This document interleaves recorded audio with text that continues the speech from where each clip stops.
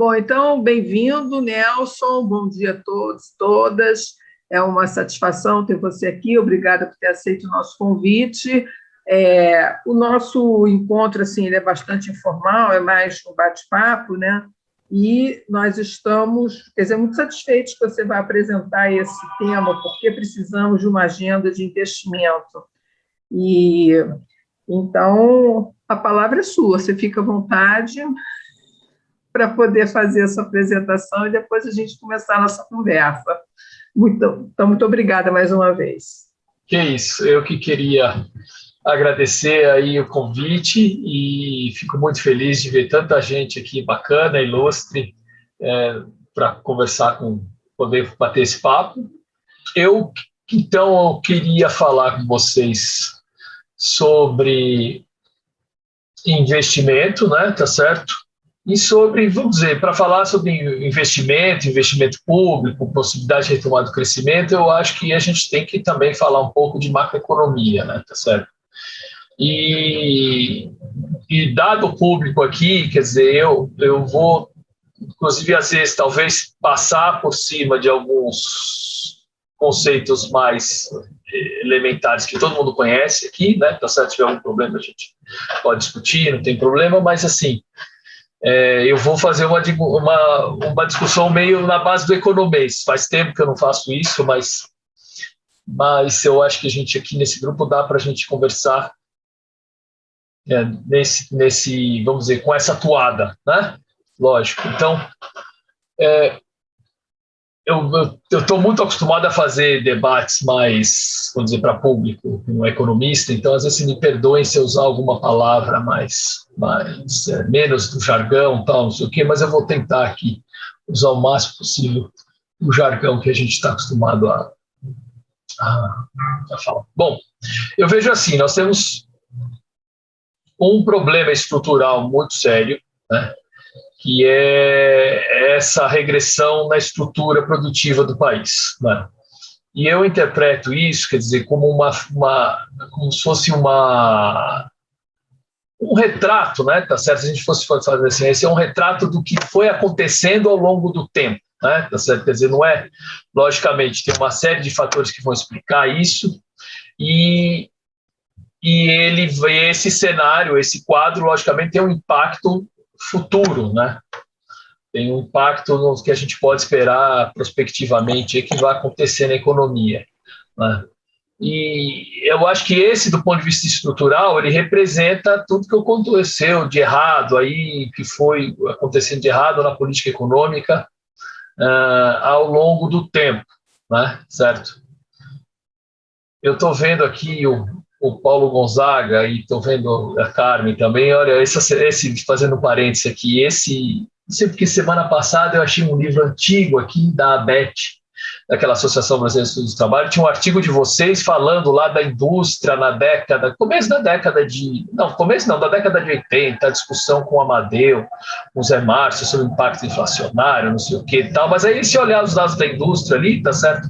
Estão todos razoáveis, quer dizer, a discussão era outra, né? Tá certo? Mas se estava provocando impacto na inflação, a questão dos custos, né? A produtividade e tal, etc., você não tinha ainda, você tinha a indústria ainda como carro-chefe da economia, né? E os setores que estavam se modernizando. E hoje a gente vê que, logicamente, a gente está numa outra situação completamente diferente. E eu acho que esse, do ponto de vista de longo prazo, devia ser a nossa maior preocupação. Do ponto de vista econômico, eu estou falando, lógico, né? Tá certo? Quer dizer, a questão da desigualdade é muito importante, eu estou falando do ponto de vista de crescimento, né? Certo? E essa estrutura produtiva também auxilia muito, explica muito a questão da desigualdade. Eu vou falar mais ou menos por que eu penso assim, né?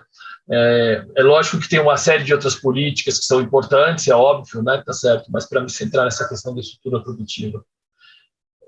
E também é lógico que a indústria que a gente tem que pensar hoje, quando a gente está falando de indústria, na verdade a gente está usando um termo meio simplificado, mas nós estamos falando de setores mais sofisticados, né?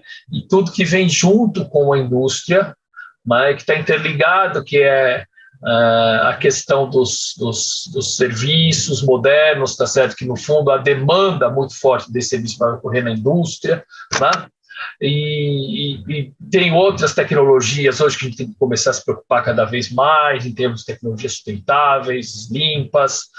Tudo isso hoje é o que a gente tem que pensar em termos de indústria e de crescimento do país para o futuro, né?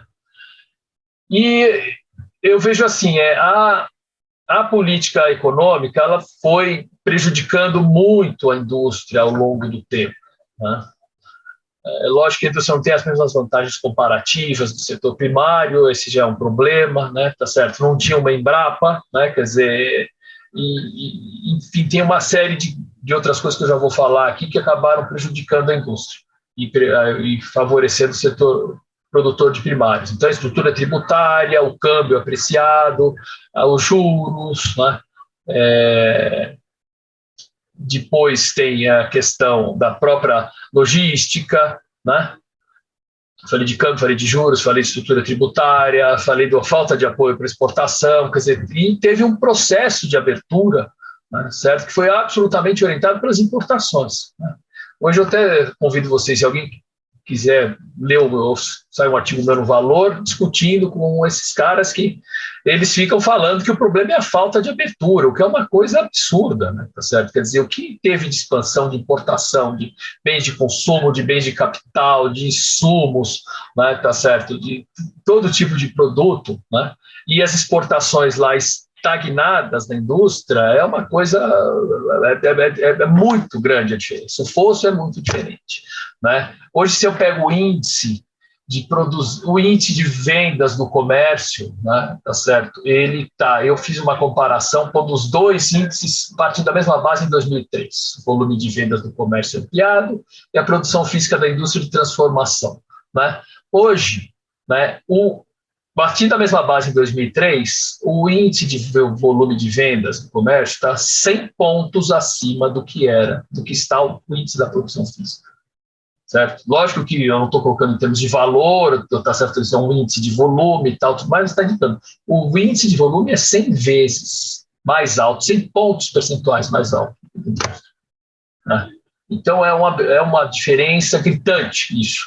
Mas, então, esse é um problema sério, tá certo? Quer dizer, a abertura realmente da forma como foi feita prejudicou muito o nosso país, né? E a gente continua, quer dizer, a gente não, né? Mas o país continua querendo reforçar de que o problema é a falta de insumos, tá certo? O Baixa tem falado isso, já vi, acho que o Pastor falando isso, o governo vive falando isso, né? O problema é que a economia é muito fechada, né? Certo? Então, esse é um ponto que eu acho crítico também, né? Que a gente tem que bater muito, né, e mostrar quais são os problemas que aconteceram ao longo do tempo, certo?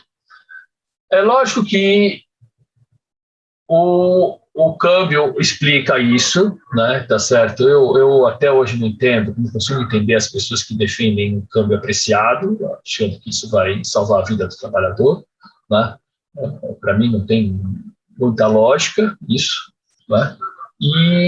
Mas não é só o câmbio, obviamente, né? Então, todos esses outros fatores que eu falei para vocês, o câmbio é uma condição necessária, mas não suficiente, né? Certo? Mas você precisa ter também outras políticas, precisa ter política industrial, né? Por exemplo, né? E política industrial virou um palavrão, todo mundo sabe aqui, né?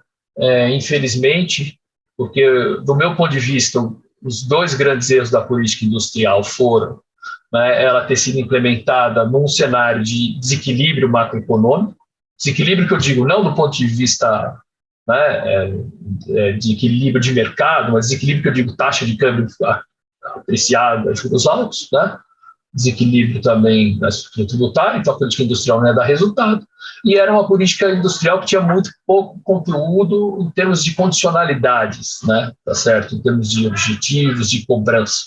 Acho que era uma política industrial um tanto quanto frouxa, assim, digamos, desse ponto de cobrança de resultados.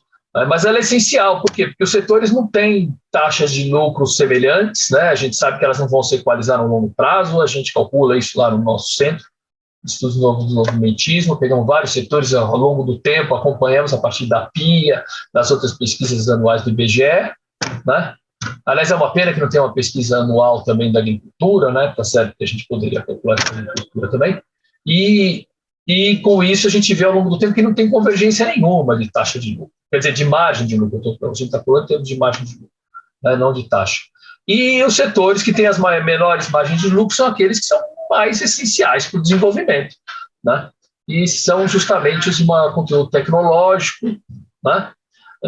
As indústrias sofisticadas, os setores mais modernos. Então, para isso, a gente precisa ter política industrial, certo? Para estimular esses setores, para fazer eles também poderem ter vamos dizer, estimular, não fixar o retorno deles, logicamente, mas estimular de forma que eles tenham um retorno adequado. E aí a política de desenvolvimento científico, desenvolvimento tecnológico, pesquisa científica, né, pesquisa a fundo perdido, tudo isso que a gente sabe que é o Estado que vai fazer junto com o setor privado, mas o Estado não vai fazer. Então, essa é uma outra discussão muito importante hoje, do ponto de vista econômico, né? Certo? Como é que a política industrial, por que ela é importante, apontar o que ela pode fazer, mostrar que os outros países estão caminhando nessa direção, né? Certo? Falar da abertura comercial, eu acho, né? E dizer que não é essa abertura que está aí que vai resolver para nós, a abertura é estimulando as exportações. Né? Bom, o que mais que é importante dizer, né? Tá certo? Essa estrutura produtiva, essa regressão da estrutura produtiva, ela contribui fortemente para a desigualdade, né? Certo? É lógico que a desigualdade tem outros fatores, obviamente históricos, do ponto de vista de acumulação de riqueza, né? Tá certo? Do avanço do capital humano, que é muito ainda incipiente no Brasil, né? A gente precisa fazer ele desenvolver muito mais. A gente tem estruturas sociais, né, tá certo? Tem a financiarização, que a gente já vai falar já disso, né? Mas a estrutura produtiva também ajuda, porque a hora que você tira os empregos da indústria, certo? Quer dizer, a hora que reduz o emprego da indústria, a indústria tem um emprego que é mediano para a economia, certo? Ela não é um emprego, vamos dizer, de melhor remuneração da economia, certo? Ela é o emprego mediano. Se você pega, principalmente a indústria de baixa e média tecnologia, o salário, qualquer pesquisa que você faz, tá certo? A maior parte dos países está na média do salário da economia, certo? E isso ajudou muito a formar a classe média no Brasil e aumentar, digamos, né, esse contingente, a urbanização e todo esse contingente de pessoas que ganham essa remuneração, que a gente pode dizer que é mais ou menos mediana. Quando você perde a indústria, você joga toda uma classe de trabalhadores para baixo na estrutura de emprego, né? Joga, que eu quero dizer o seguinte, eles vão para ocupações mais precárias, né? Certo? Vão para outros setores. O comércio até paga mais ou menos parecido com a indústria, tá certo? Né? Abaixo, uns 10% abaixo, tal, mas não é uma coisa assim tão diferente. Mas os outros serviços realmente pagam, os serviços tradicionais pagam muito menos que a indústria. Né? E tem uma parte do pessoal que trabalhava na indústria que, vamos dizer, que ele vai para outros níveis superiores na escala salarial. Então, são uma parte dos que eram mais qualificados e que vão para os setores de serviços mais modernos e lá tem um salário melhor. Só que lá, certo? A quantidade de empregos que cria é muito menor. A capacidade desses setores de gerar empregos, tal, mesmo de maior desenvolvimento tecnológico, é menor. E aí isso contribui para piorar a distribuição da renda, o próprio tecido social da economia, em termos de mercado de trabalho, tá certo? Quer dizer, ontem mesmo tinha mais uma matéria falando né, que achei até meio óbvia, mas enfim, né, tá certo? Que os informais, né, tá certo? Eram os caras que estavam mais e tinham mais disposição para trabalhar mais horas, tal, não sei o quê. É óbvio, né? Tá certo? Os caras estão no bico, né? Tá certo? Eles estão se virando para ganhar alguma coisa. Então, isso também ajuda na questão da distribuição da renda. Né? Bom, tem um outro aspecto importante nessa questão da estrutura produtiva, que é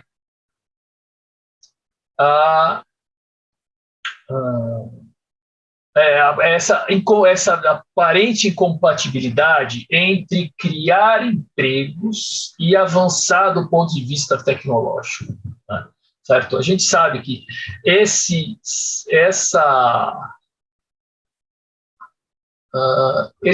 esses setores que são mais avançados do ponto de vista tecnológico, em geral, eles são mais intensivos em conhecimento. Quer dizer, primeiro, antigamente eram intensivos em capital, certo? Hoje, alguns são intensivos em capital, mas boa parte deles são intensivos em conhecimento, né? E essa intensiva em conhecimento significa que eles não vão empregar uma quantidade grande de mão de obra, né, que seja menos qualificada, né? Então, esse é mais um problema do processo de desenvolvimento, mas eu acho que esse é um problema bom. Bom no sentido de que, né, tá certo, você precisa de uma solução para ele, óbvio, mas não é porque a economia estaria deixando de crescer. Se isso acontece, a gente precisa, na verdade, ter uma forma de ter empregos para uma boa parte da população que não necessariamente vai estar nesses empregos aonde, né, se demanda muito mais conhecimento. Então, você teria que, logicamente, recuperar uma parte dessa indústria, né, da indústria tradicional, né, e teria que também ter outras políticas de emprego para a construção, né, para outros setores, turismo, tá certo? Quer dizer, tem toda uma série de setores que geram empregos também, que têm remunerações abaixo da mediana, certo? Mas que geram muito emprego para a população. Então, se você não tiver uma política industrial, política de emprego que olhe para isso também, não tem jeito, você não vai conseguir incorporar essa massa de pessoas no mercado de trabalho, né? E aí a gente não consegue resolver isso com renda básica universal, né? Porque a renda básica universal, de toda forma, né, tá certo? Esse dinheiro precisa sair de um lugar, né? A não ser que a gente emita moeda indefinidamente, a gente pode depois discutir isso, porque eu acho que são os problemas de você ter uma emissão de moeda, né, muito grande. Na verdade, você vai perder o controle da taxa de juros, vai ter outros problemas macroeconômicos sobre o câmbio e tal, etc. Eu não acho que seja uma estratégia razoável a gente pensar em financiar tudo com expansão de moeda. Eu acho que uma parte dá para a gente fazer, né, mas não dá para a gente pensar em fazer pensar em boa parte do gasto público financiado dessa forma, né?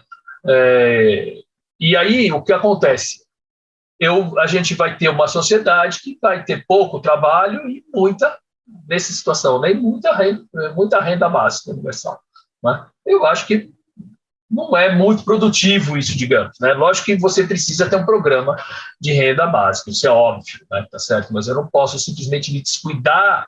Eu quero dizer, você não pode se descuidar da esfera produtiva, certo? Dizer, não, tá certo, eu não me preocupo com isso, porque eu resolvo tudo isso com uma renda básica universal. Não, certo? Eu tenho que ter a renda básica, mas eu preciso ter uma política de geração de empregos, tal, tudo mais, né? Porque senão a sociedade fica absolutamente improdutiva, né? Tá certo? Bom, esse é um outro problema. O outro problema, obviamente, grande, é o que acho que até o nome desse grupo aqui, que é a questão da financiarização, né, certo?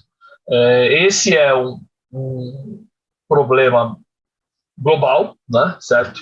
Não é só nosso.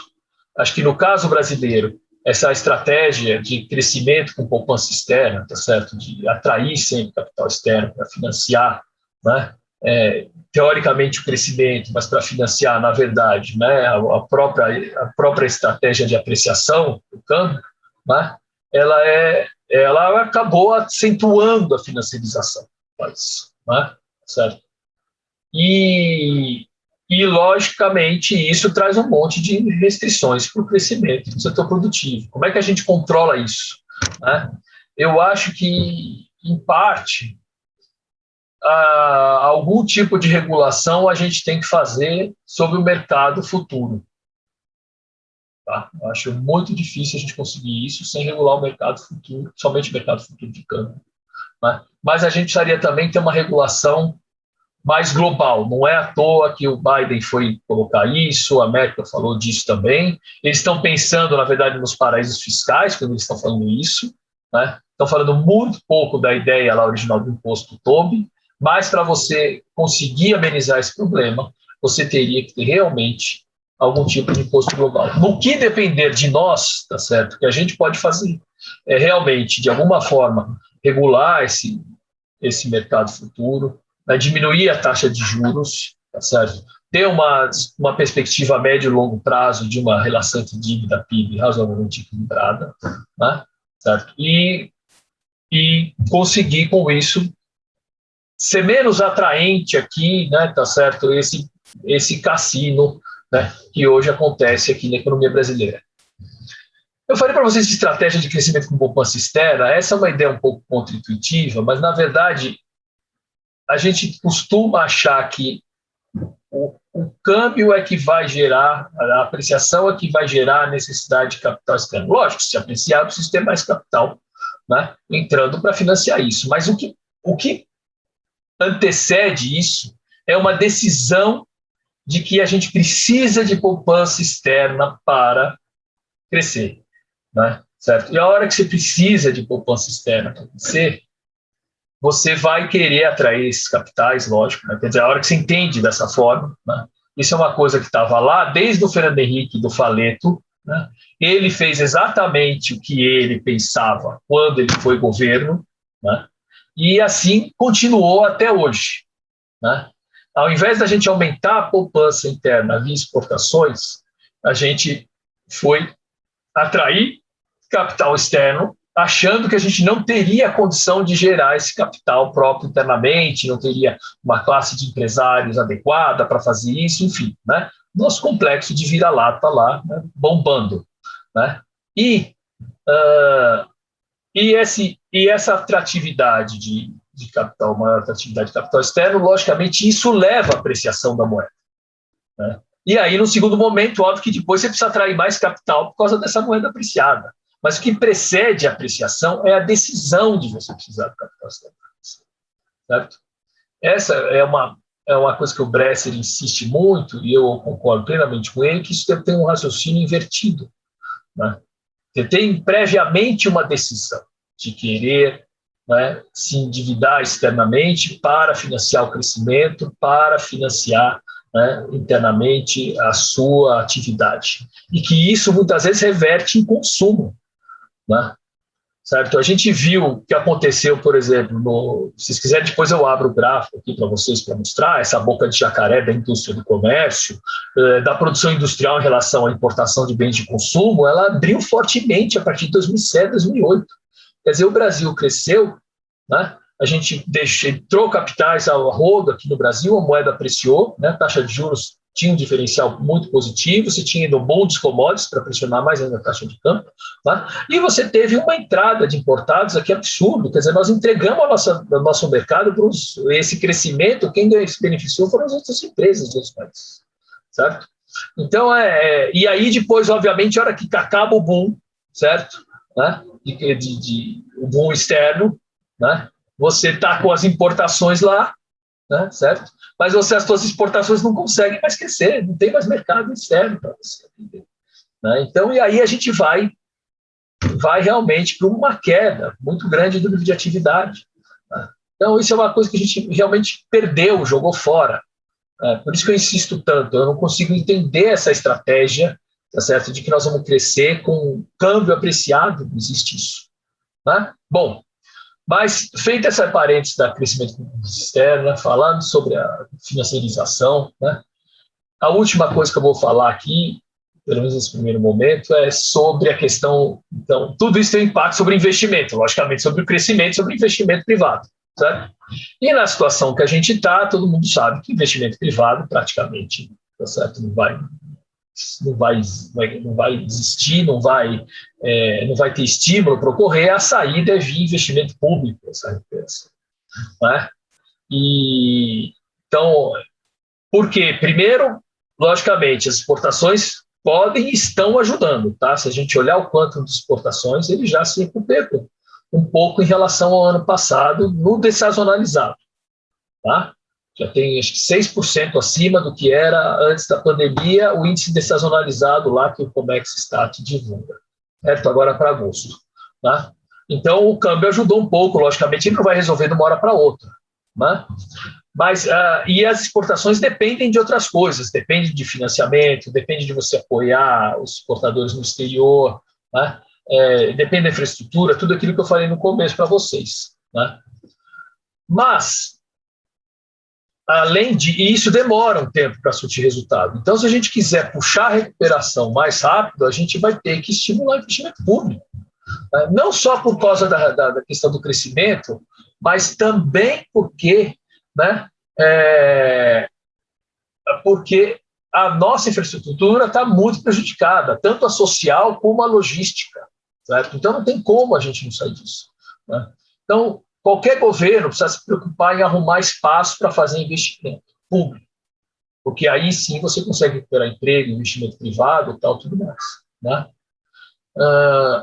Para você fazer investimento, logicamente, vou falar agora de curto prazo, né? Tá certo? Você precisa, no mínimo, acabar com o teto, né? Ou tirar o investimento do teto, que eu acho mais adequado, e refazer o teto. Pensar num teto que seja mais ligado tenha outras válvulas de escape, ele seja mais anticíclico, né? Certo? Pense em termos de gasto per capita, olhando para o crescimento da nossa população, tá certo? Pense como é que vai trabalhar com a questão dos gastos sociais. É um teto menos rígido do que esse que está hoje aí, né? E, obviamente, o indicador principal que você tem que olhar, eu acho que é a evolução da dívida pública a médio e longo prazo, né? Bom, mas, voltando aqui, como é que você financia o investimento? Então, a primeira coisa, você tem que pensar no teto, né? Tem que tirar do teto. Segundo, né, onde você vai arrumar recursos? Bom, uma parte, eu acho que é uma combinação de coisas, tá? Uma parte vem de uma reforma tributária, né? Vem do aumento, realmente, de tributação sobre muitos dividendos, vem da diminuição de uma parte de incentivos ou subsídios ou gastos tributários, como quiser chamar, né? Uma parte, eu acho que deve vir da emissão monetária, certo? Aí sim eu acho que é bem possível, por quê? Porque se isso gerar mais crescimento, né? Não tem problema nenhum você fazer isso, né? Quer dizer, aqui todo mundo acho que entende que não tem essa relação entre emissão monetária e inflação. E uma parte, do meu ponto de vista, eu entendo que pode vir das reservas, tá certo? Se a gente usar 5% das nossas reservas, que hoje são 350 bi, né? Usar que seja 17, vamos imaginar a conta rápida aqui, 17 bi, 18 bi, né, de dólares para investimento, se a gente multiplicar aí por 5, tá certo? Eu tenho 90 bilhões de reais para investimento, né? Um investimento pode dar um retorno muito maior, logicamente, pode estimular a exportação e depois isso volta, né? Certo? Eu posso fazer um fundo também de empréstimos e tal, tudo mais. Então, assim, mas eu preciso ter recursos, tá certo? É uma combinação, para a gente financiar o investimento público, é uma combinação dessas coisas. Mas a gente precisa ter uma gestão boa desses gastos, né? Então, a gente realmente precisa ter uma agência específica, governamental, dentro do governo, para cuidar dos investimentos, certo? E que essa agência tenha um conselho, que tenha pessoas do setor privado, dos empresários, tenha representantes dos trabalhadores, tenha o governo para decidir como vai fazer isso, né? Como vai acompanhar isso, né? Como é que vão ser esses projetos, né? Certo? Como é que você vai acompanhar, como é que vai ser a execução deles, tá certo? E, enfim, né? Precisa ter isso precisa ser um programa de governo muito mais amplo do que é hoje a questão do investimento público, tá certo? É uma prioridade, assim como tem que ter um programa muito amplo de redução de desigualdade, tem que ter um programa muito amplo de investimento público aqui, como duas. Tem outras prioridades de governo, logicamente, mas essas são duas e tem que ser transversais, né? E a tua estrutura de governo tem que pensar nisso, né? Tá certo? Tem que ser uma coisa matricial que possibilite ter os ministérios, mas ter gente de todo lado envolvido nesse conselho, digamos, para acompanhar os investimentos, né? Então, isso eu acho que é uma questão essencial para a gente retomar o crescimento. E, de novo, os liberais, logicamente, batem nisso, tal, etc. Dizem que até aceitam um pouco, mas que o setor público não sabe investir, não sei o quê, que o empreendedorismo conta muito mais. É lógico que a gente tem que estimular o empreendedorismo, isso é óbvio, né? Mas não dá para a gente pensar que vai ser com empreendedorismo. O empreendedorismo, cada um vai para o seu, do ponto de vista individual, tá vendo qual é o seu benefício. A gente tem que ter uma estratégia de crescimento mais amplo, né? E isso realmente também é uma dificuldade, porque boa parte dos liberais tal vai dizer que o governo só atrapalha, que não sabe fazer essa estratégia, que não intervindo na vida deles, tal, tudo mais. A hora que a gente voltar para o mundo civilizado, né, essa vai ser uma discussão muito importante do ponto de vista econômico, tá certo? Do lado aqui, os desenvolvimentistas dizendo que você precisa ter uma estratégia clara, tal, etc., e do outro lado, os liberais dizendo que o Estado só atrapalha. Veja o que aconteceu com a Dilma, veja o que aconteceu depois com a indústria naval, veja o que aconteceu com isso, com aquilo, tal, não sei o quê. ainda que no mundo inteiro, tá certo, os países estejam se organizando para isso. E essa é uma janela de oportunidade para os desenvolvimentistas também, porque não somos nós que estamos defendendo isso, né, tá certo? Tem os outros países todos fazendo.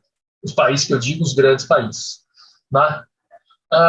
Por fim, então, eu queria falar só uma coisa sobre essa questão da emissão de moeda. Eu vejo assim, eu concordo muito com o André Lara quando ele diz que o que importa aí é como você gasta o dinheiro, tá certo? O fato de você usar a emissão monetária para financiar o gasto público, ela facilita muito a vida, logicamente. Facilita, eu quero dizer assim, ela abre a possibilidade para muito gasto supérfluo, certo? E esse sim é o que a gente acha que precisa ser controlado. Quer dizer, se você vai emitir moeda para fazer gasto público, tem que ser um gasto de qualidade, né? Então, a discussão da qualidade do gasto é muito importante aí. E isso aí eu estou absolutamente de acordo com ele, né? Se a gente fizesse de outra forma, né, a gente provavelmente teria uma expansão financiar gasto corrente, com emissão monetária, tal, não sei o quê, a gente quer uma situação muito ruim, né?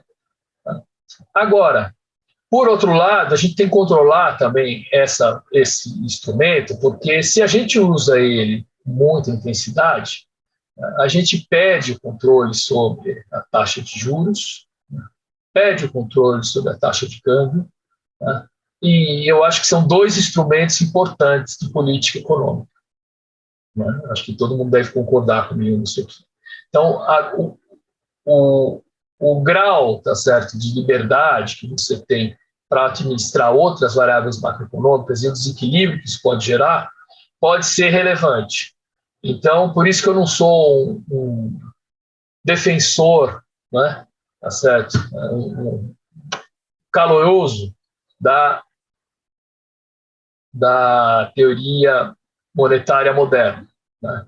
Mas, né, eu acho que em determinadas situações é possível, sim, usar esse instrumento. Não é fácil convencer as pessoas, todo mundo pensa que tem uma relação com inflação, tal, tudo mais, mas eu acho que, independente se a gente olhar para a qualidade do gasto, é possível a gente usar um pouco esse instrumento combinado com outras coisas. Eu acho que todas as doses aqui dos instrumentos têm que ser combinadas, a gente tem vários instrumentos à disposição, aí tem que ser equilibrados o uso deles. Tá? Bom, é isso que eu queria falar aí, a princípio. Obrigado, falei mais do que eu imaginava, mas tudo bem. Nada, foi ótimo, Nelson. Muito obrigada, excelente. Fico muito contente que está sendo gravado, porque você levantou tantas ideias legais, entendeu? Que aí eu acho que a gente vai querer rever para, né, pensar sobre. Bom, eu acho que muita gente vai querer se manifestar, mas eu assim, gostei que você falou da Agência Pública de Investimento, porque eu acho que isso é uma novidade, né, que está na mesa. Eu acho que é muito interessante, porque você também começa a pensar, sei lá, em outra organização, né, das instituições do Estado, né, e essa é fundamental, né? Assim como você tem a agenda da desigualdade, que eu acho que todo mundo converge para isso, mas você tem que ter essa agência de retomada de crescimento e que passa pela questão do investimento público. Vou lembrar uma coisa, você comentou, né, porque um trabalho antigo, meu e do Paulo, e eu me lembro que, assim, muito antigamente, alguém me falou, assim, não, pois é, porque na época das substituições de exportações era muito fácil a gente saber o que a gente tinha que fazer no governo em termos de planejamento, porque a gente olhava para a pauta de importação e via onde estavam os gargalos, né? E a gente ia ali e simplesmente não, vou investir, então estou importando muito tal, né, coisa, então, sei lá, é o petróleo, então a gente vai ser autossuficiente em petróleo, né? Aí hoje, quer dizer, como é que você, quer dizer, montar essa agenda, né, essas prioridades deve ser mais complicado, né, depois da globalização, né? Então, aí, de repente, assim, eu fico pensando nesses estudos que vocês fazem lá no centro, né, deve ajudar a jogar luz sobre, né, por onde eu começo? Exato. Então, isso é só assim para a gente pensar ao longo aí da nossa conversa.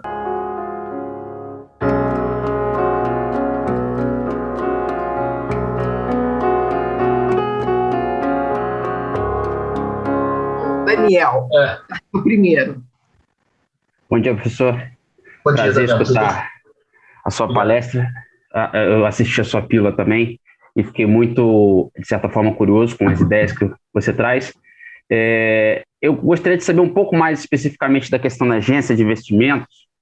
Eu tenho, de certa forma, feito alguns estudos na direção de desenvolvimento regional e eu gostaria de saber se essa agência de investimento que você pensa, ela é necessariamente uma agência estruturada de âmbito nacional ou ela poderia estar, de certa forma, interligada a agências, de certa forma, imbricações mais subnacionais? Como é que seria essa estrutura?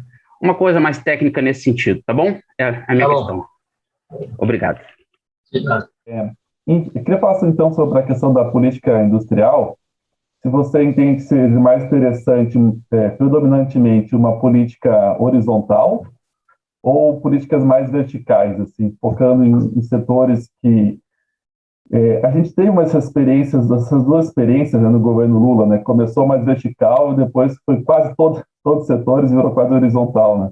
Eu queria saber a sua opinião sobre isso, para pegar mais ou menos esse embalo da agência, aí depois, se sobrar tempo, passou. Sobre a agência, eu esqueci de diferenciar uma coisa aqui que era importante, né? Que eu mesmo vim pensando. Quer dizer, se existe um BNDES, para que você faz uma agência de investimentos, né? Tá certo? É porque o BNDES, o papel dele, eu estou entendendo assim, talvez vocês possam colocar diferente para mim, ele tem um papel muito mais de financiar investimento privado, né? Certo? E agora ele está virando quase que um facilitador, né, tá certo, de fusões, incorporações e privatização, né, certo? Não é esse que é o papel que tem que ser, lógico. Mas ele acho que é mais direcionado para o investimento privado. A agência, eu estou pensando mais como uma agência nesse modelo de investimento público mesmo. Tá? Então, essa é a primeira diferença. Segundo, o Daniel perguntou aqui, mas será que não seria interessante você ter uma coisa meio imbricada com, vamos dizer, com uma administração mais centralizada, regional? Sim, mas porque na medida em que o investimento, você tem razão, público, ele tem uma parte dos recursos que são federais, mas eles têm muitas vezes um envolvimento local, tá certo? Ou eles mesmo vão privilegiar ou beneficiar, né, uma política regional, né? Seria interessante você ter essa estrutura que também contemplasse, né, unidades centralizadas ou regionais, né? Agora, o fundamental é a gente ter um conselho, primeiro ter um conselho nessa agência, aonde você levasse para esse conselho, vamos dizer, o processo decisório de onde você teria que investir, né? Quer dizer, não é uma coisa que o governo pode tomar decisão sozinho. Nesse conselho, logicamente, seria o governo federal, os níveis descentralizados de governo, como eu falei, os empresários, os trabalhadores, né? Que inclusive acompanharia esse projeto. Mas você tem que trazer para esse locus o processo decisório. E eu não estou dizendo que é uma agência autônoma, certo? Eu sou autônoma no sentido seguinte, independente do governo. Não, ela é um órgão de governo, tá? Mas você tem que ter um conselho lá para decidir, para tomar essas decisões. Então, o conflito que existe, eu quero obra não sei aonde, quero não sei aonde, tal, etc., você traz para dentro do conselho. E o conselho tem que resolver. Porque, logicamente, vai existir esse conflito, né? Até parte do setor privado, dos próprios, do legislativo, da pressão que tem sobre o legislativo, traz para dentro da justiça, né? Certo? Na minha cabeça, ela deveria ter um orçamento, mas aí... logicamente, a lógica de orçamentária anual, mas você precisaria fazer isso diferente, por causa da agência de investimento, fazer uma lógica que fosse mais, vamos dizer, que fosse possível fazer um plano plurianual e que também tivesse um orçamento que fosse mais plurianual, tá certo? Quer dizer, eu sei que a estrutura orçamentária hoje é totalmente diferente, da forma como ela é feita, mas a gente teria que ter uma mudança na legislação para isso, mas eu acho que seria bastante adequado, né? E teria que ter, logicamente, uma vez tendo esse conselho, né, você tem que ter todo o escritório de projetos, vamos dizer assim, né, tá certo, para executar isso.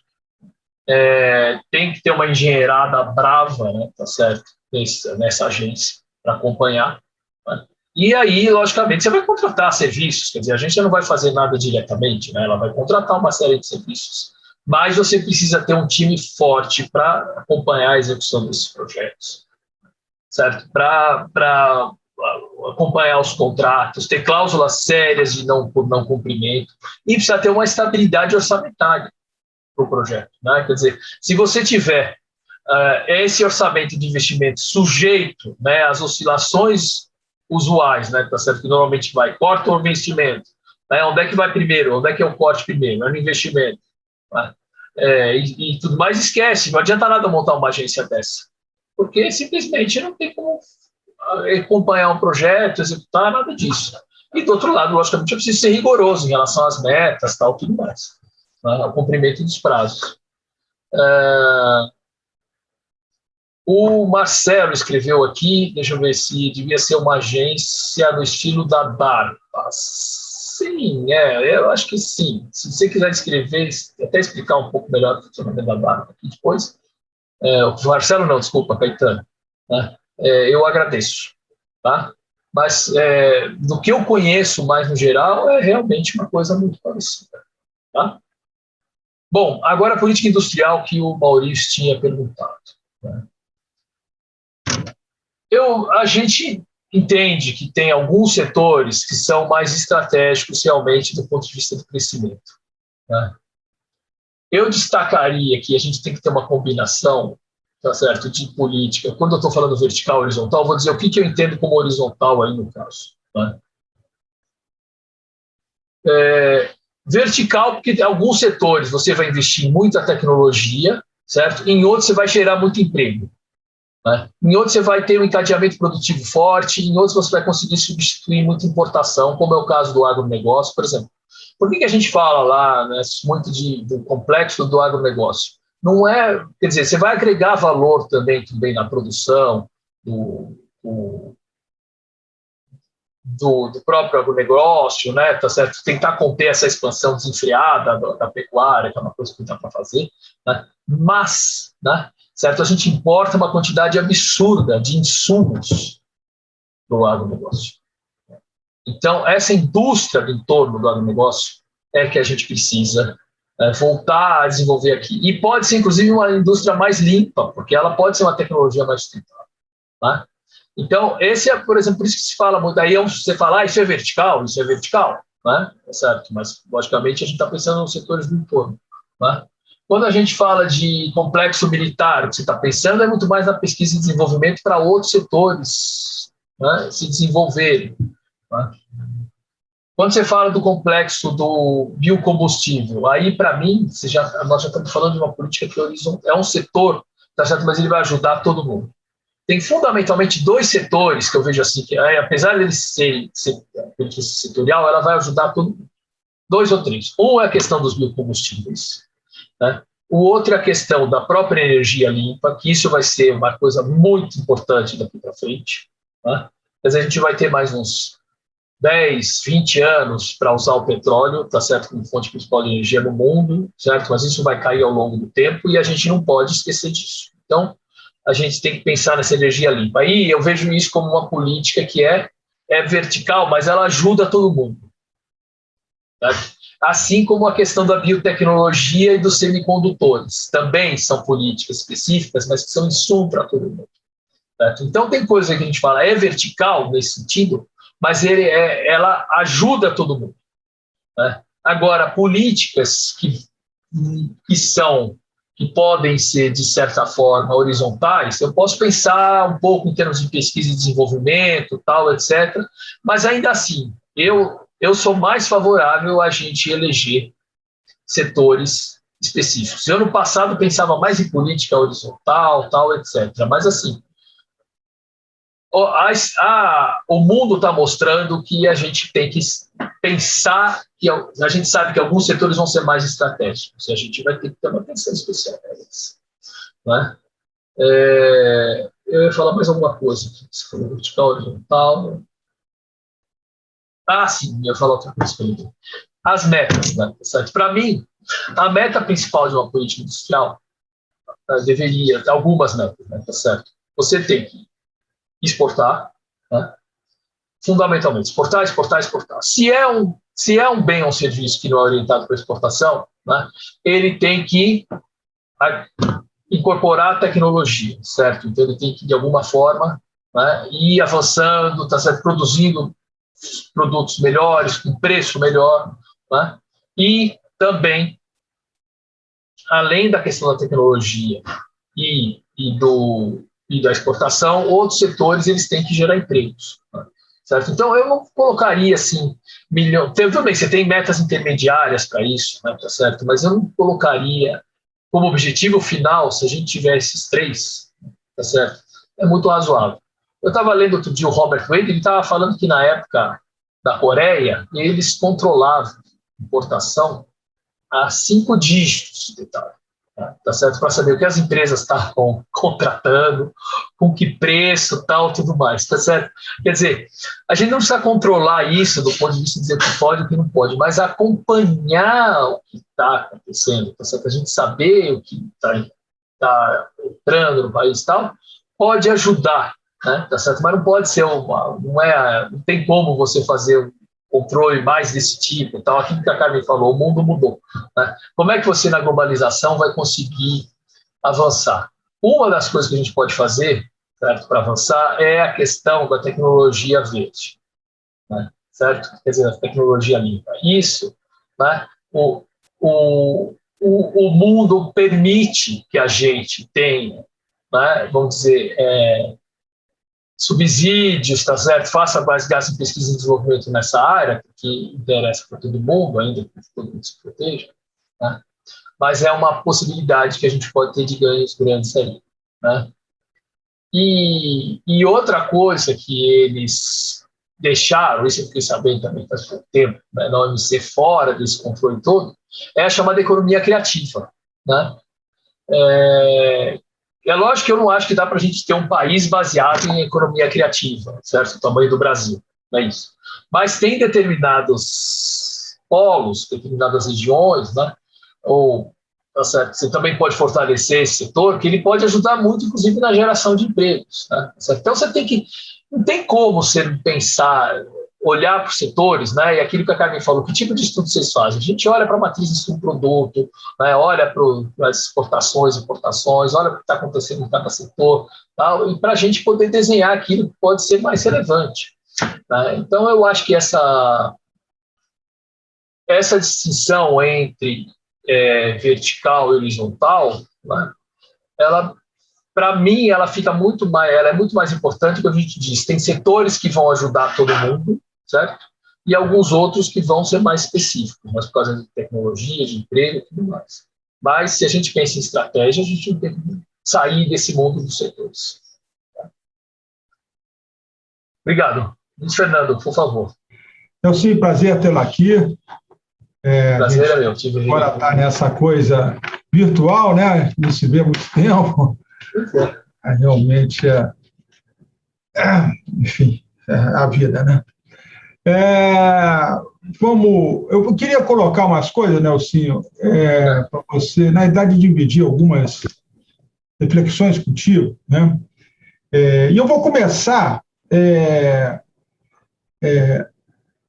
dimensionando a sua fala aqui com a abordagem novo desenvolvimentista, vamos chamar assim, canônica, tá?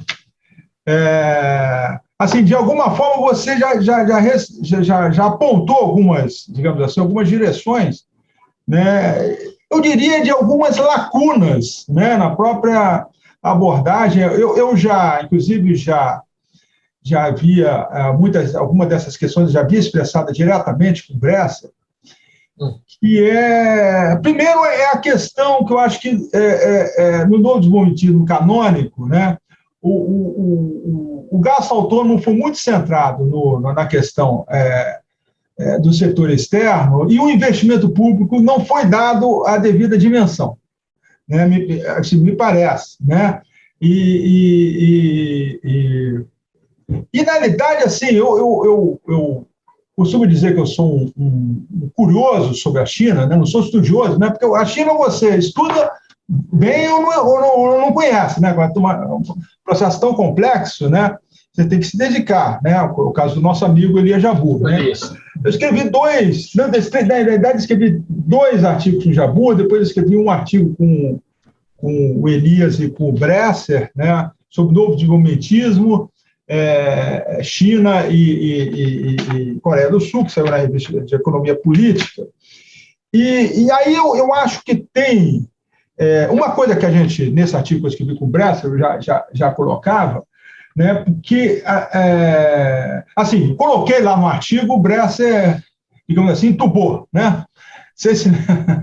Que é a seguinte, essa questão, né, como você falou, a questão da poupança externa, né, o câmbio apreciado leva a uma substituição de poupança doméstica por poupança externa. O câmbio depreciado, sustentado muito tempo, faz o inverso, tá?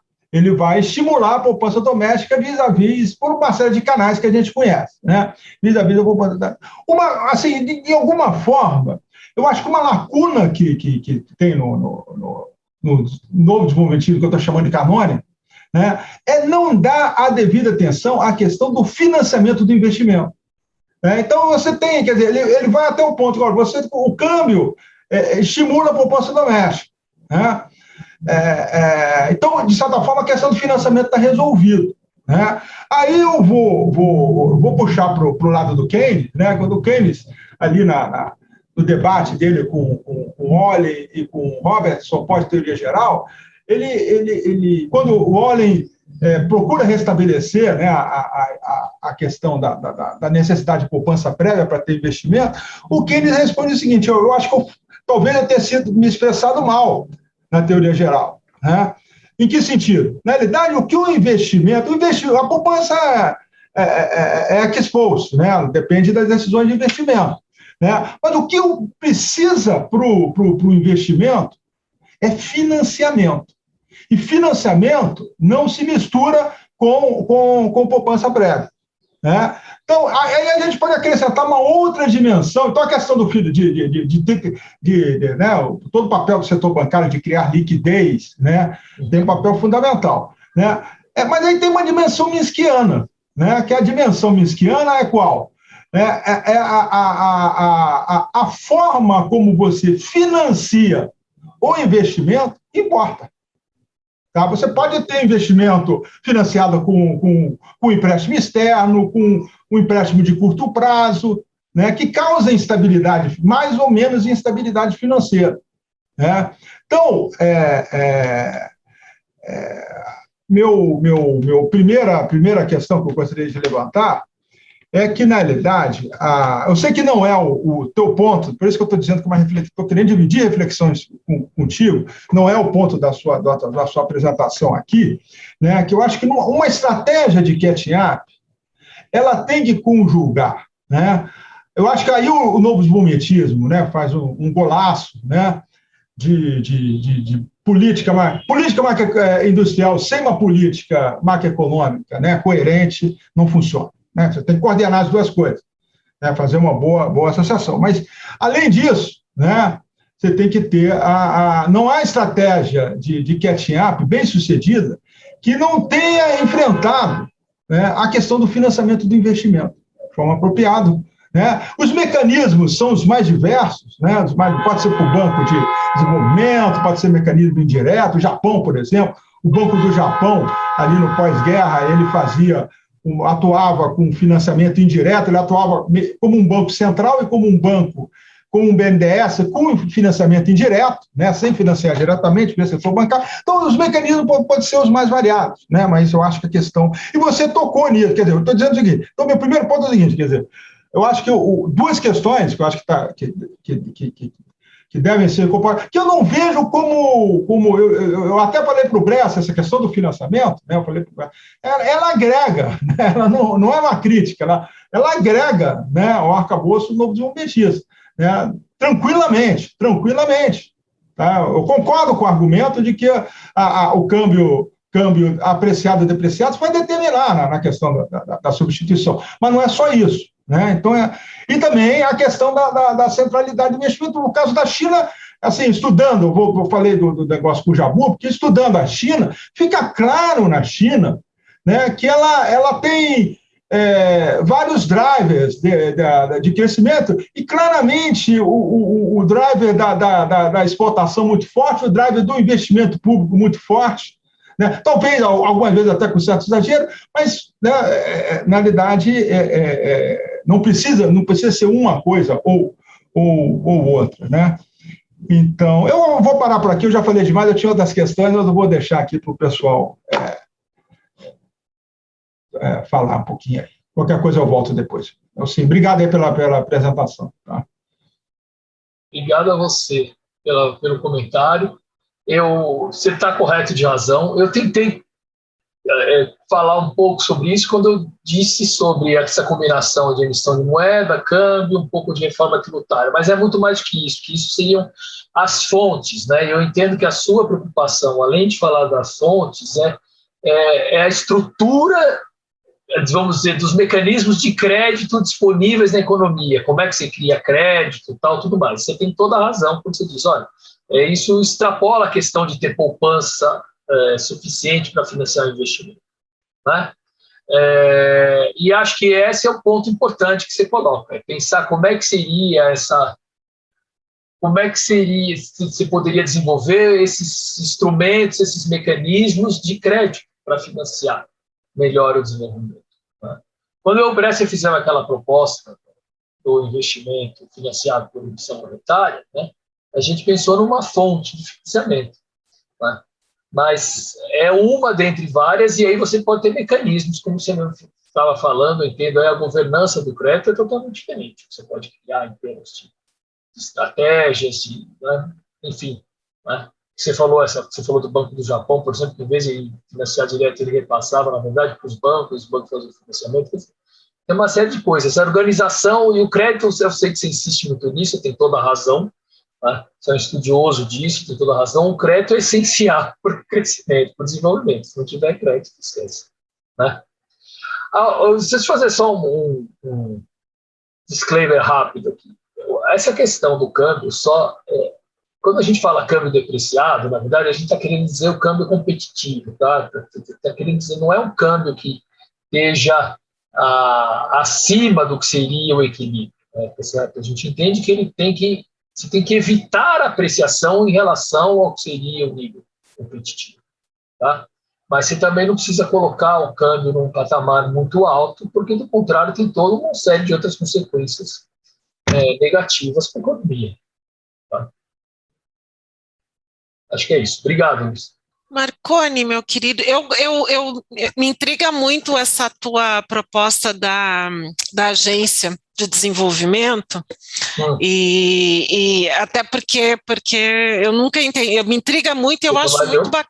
Oi? Não, você trabalhou com isso também. Intriga muito, eu acho ela muito boa, né? Mas eu nunca entendi por que a diferenciação do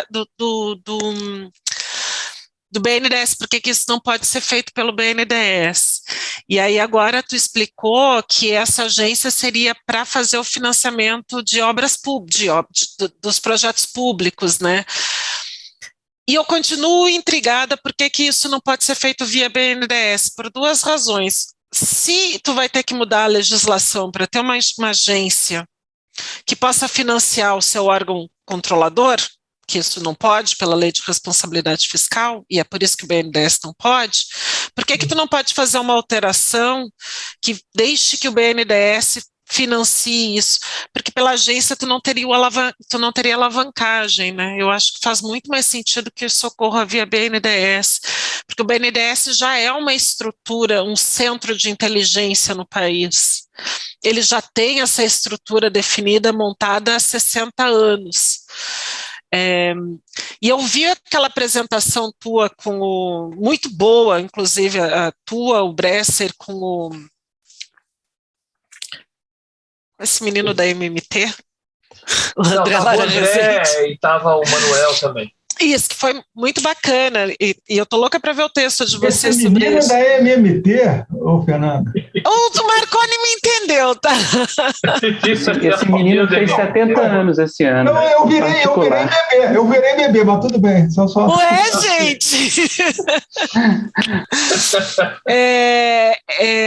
E aí eu lembro que um dos argumentos para ser contrário ao BNDES era justamente a institucionalidade, e o BNDES está respondendo a uma série de regras do Banco Central que a gente nem questiona se um banco de desenvolvimento que não gera risco sistêmico deve ter. E eu sempre achei que se a gente fosse ter uma briga, que essa briga fosse por reforçar o BNDES, muito em linha do que o Luiz está falando, e em vez de minimizar o papel dele, alçar um presidente do BNDES a status de ministro, assim como é o presidente do Banco Central. Então, alçar o BNDES realmente é um braço de política pública, em vez de tirar funções dele.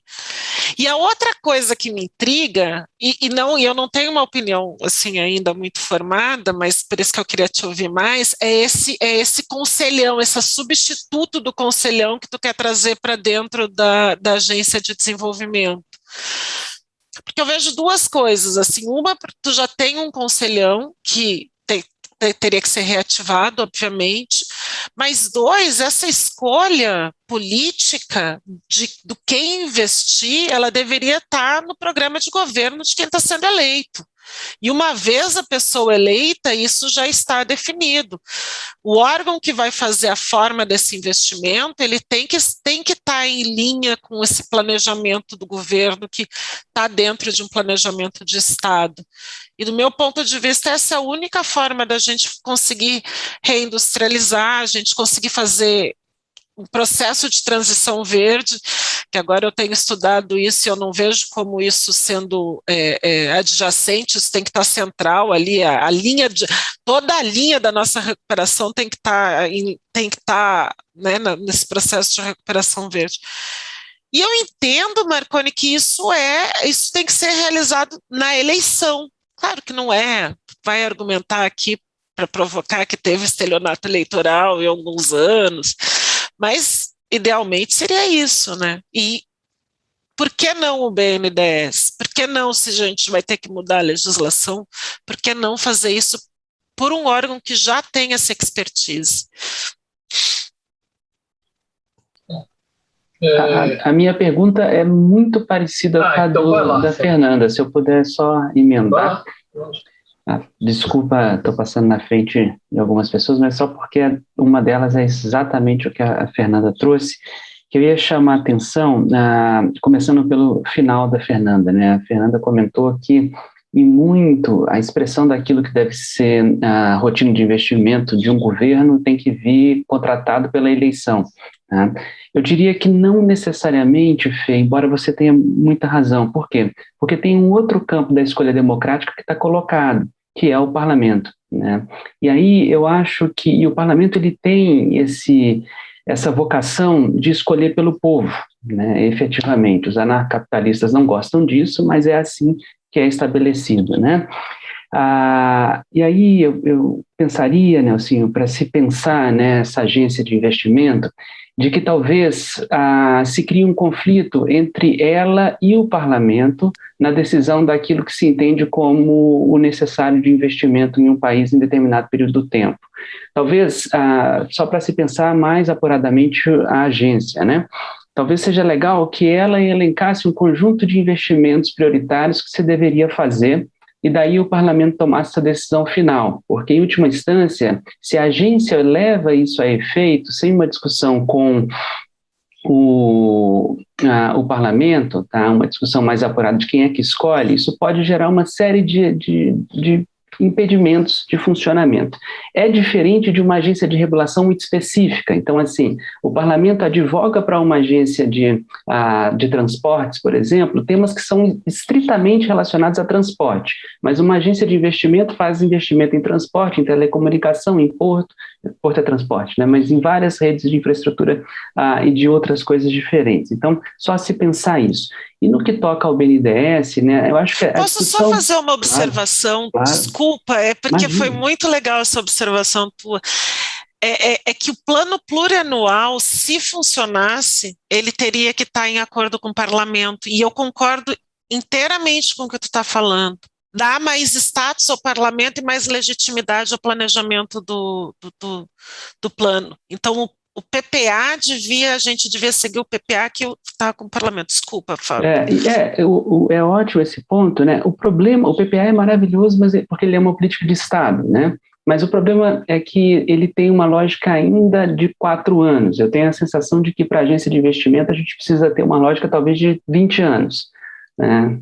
E aí, é claro, o Nelsinho já trouxe a necessidade de orçamentação se encaixar nesse longo prazo.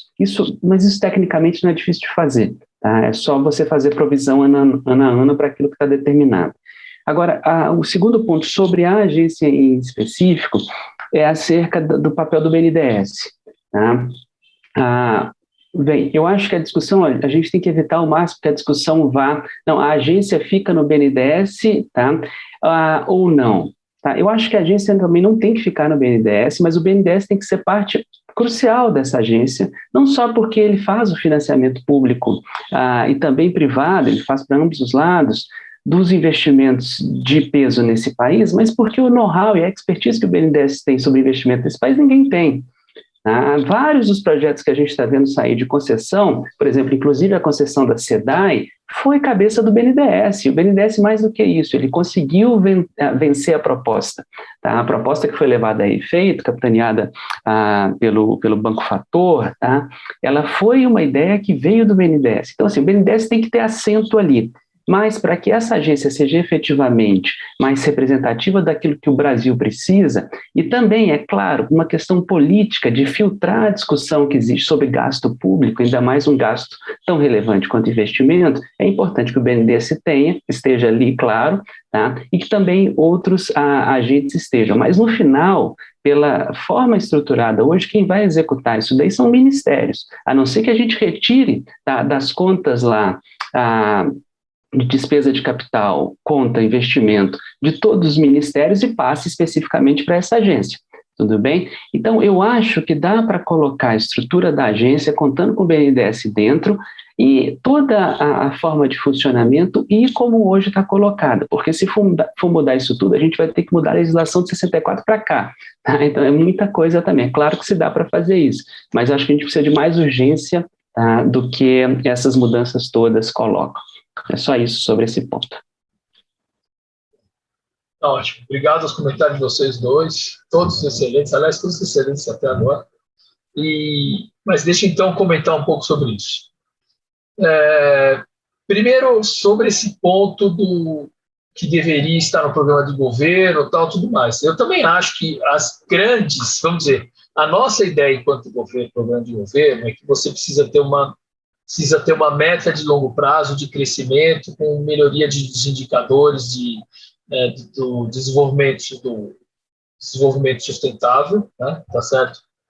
E a gente precisa, logicamente, para alcançar isso, ter uma série de programas, tá certo? E isso tem que ser, tudo bem, tem que estar relativamente claro em um programa. Se você não vai detalhar tudo isso num programa de governo, tá certo? Assim, antes da eleição, porque com todos os programas específicos, você vai falar dos programas no geral, tal, mas é difícil apresentar, vamos dizer, até porque a sociedade não está esperando isso durante a campanha, certo? Isso que eu quero dizer, né? Mas você tem que ter os principais programas, tal, tudo mais. E aí eu concordo com você, tem que ter um programa de governo que diga quais são os principais grandes projetos, mas o detalhamento desses projetos, né?